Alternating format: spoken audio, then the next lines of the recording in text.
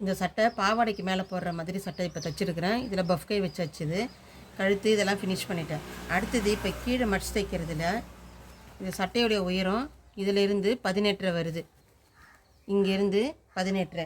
அதுக்கு முன்துண்டோடைய உயரத்தை வச்சு நம்ம ஃபஸ்ட்டு மடித்து முடிச்சிடணும்.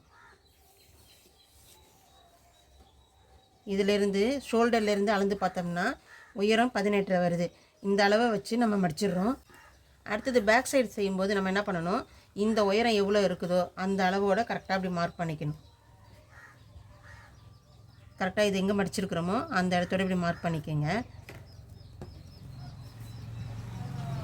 மார்க் பண்ணிவிட்டு இந்த இடத்த இப்படி மடித்தோம்னா அதே அளவுக்கு இங்கேயும் எடுத்துக்கணும். அப்படி இப்போ மடிக்கும்போது நமக்கு பேக் சைடு ஃப்ரண்ட்டு ரெண்டுமே ஹைட்டு கரெக்டாக வந்துடும். இதில் மடித்து வைக்கும்போது இந்த துணி இதை விட நவுந்துலாம் இருக்கக்கூடாது. கரெக்டாக இந்த பீஸ் எப்படி இருக்கோ அதே அளவுக்கு இது வைக்கணும்.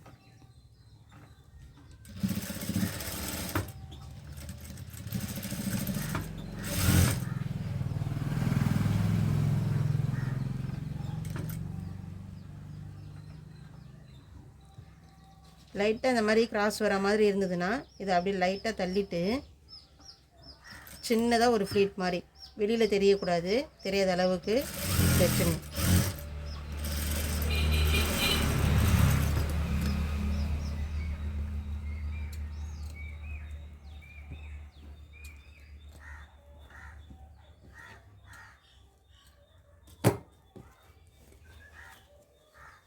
இதில் லைட்டாக இங்கே சுருக்கம் வச்சுருக்கிறேன், ஏன்னா இந்த கிராஸ் அப்படியே முறுக்கெல்லாம் வர மாதிரி இருக்குதுன்னு சொல்லிட்டு. ஆனால் பேக் சைடு இந்த இடத்துல நம்ம ஃப்ரண்ட்டில் பார்க்கும்போது கரெக்டாக இருக்கும்.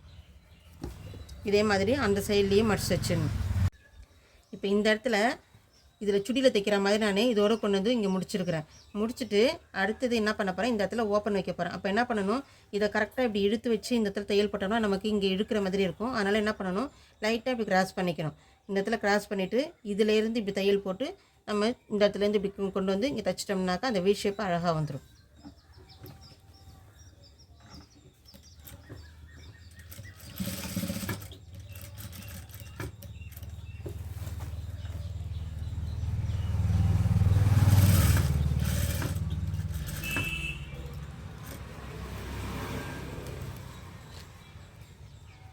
அடுத்தது இந்த சைடு என்ன பண்ணணும், இங்கே எப்படி நம்ம இப்படி கிராஸ் பண்ணி வச்சோமோ அதே மாதிரி இந்த சைட்லேயும் இப்படி கிராஸ் பண்ணி வைக்கணும்.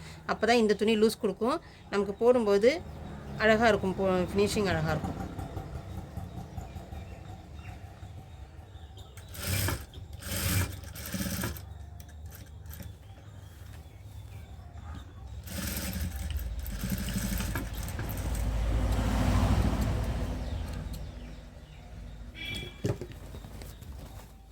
இப்போ சைடில் இந்த வி ஷேப் அழகாக வந்துடும் உங்களுக்கு. இந்த மாடலில் தைக்கணுன்றவங்க இதை மாதிரி கற்றுக்கிட்டு இதை மாதிரி செய்யுங்க. வேணாம், இந்த மாடலில் ஓப்பன் வச்சு போடுறதுக்கு நிறைய பேர் ஆசைப்படுவாங்க. அப்போ நீங்கள் என்ன பண்ணுறீங்க, உங்களுக்கு 2 இன்ச் உயரம் வேணும் அப்படின்னாக்கா நீங்கள் என்ன பண்ணணும், இந்த இடத்துல நீங்கள் ஜாயின் பண்ணுறீங்கல்ல, சைடு ஜாயின் பண்ணுறோம்ல, சைடு ஜாயின் பண்ணும்போது இதிலேருந்து உங்களுக்கு எவ்வளோ அளவு வேணுமோ, 2 இன்ச்சோ 3 இன்ச்சோ இல்லை 4 இன்ச் அளவுக்கு எவ்வளோ நமக்கு ஹைட் வேணுமோ அந்த அளவுக்கு ஃப்ரண்ட்டில் மடிச்சு தைச்சதுக்கப்புறம் நீங்கள் அதுலேருந்து மார்க் பண்ணிக்கோங்க. மார்க் பண்ணிவிட்டு இங்கேருந்து ஜாயின் பண்ணிவிட்டு வர்றதை அதோடு முடிச்சிடணும். அந்த மாதிரி செஞ்சுட்டு நீங்கள் செய்யும்போது உங்களுக்கு தேவையான ஹைட்டும் இந்த ஓப்பன் வந்துடும். இப்போ நான் 3.5 இன்ச்சு வச்சுருக்கிறேன். இதிலேருந்து 3.5 இன்ச்சு வச்சதுக்கு இந்த அளவுக்கு உங்களுக்கு ஓப்பன் வந்திருக்குது.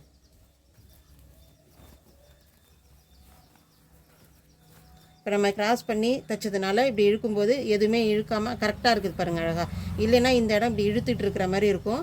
அந்த மாதிரி இந்த கரெக்டாக வச்சு தைச்சிட்டோம்னாக்கா இந்த மாதிரி வி ஷேப்பில் இங்கேயும் கொஞ்சம் கிராஸ் பண்ணி தைக்கும்போது கரெக்டாக உங்களுக்கு இந்த இடம் ஷேப் அழகாக வந்துடும். இது இப்போ நான் சிம்பிளாக தைச்சிருக்கிறேன்.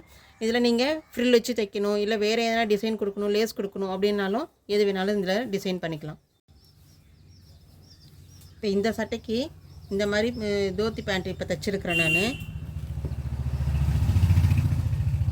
அதனால் இப்போ இதில் ரெட் கலரில் லேஸ் வாங்கியிருக்கிறேன். இந்த லேஸை இதில் வச்சு தைச்சிருவேன். அதே மாதிரி நீங்களும் எதனா டிசைன் பண்ணணும்னு நினச்சிங்கனாக்கா இது மாதிரி டிசைன் பண்ணி தைச்சிருங்க.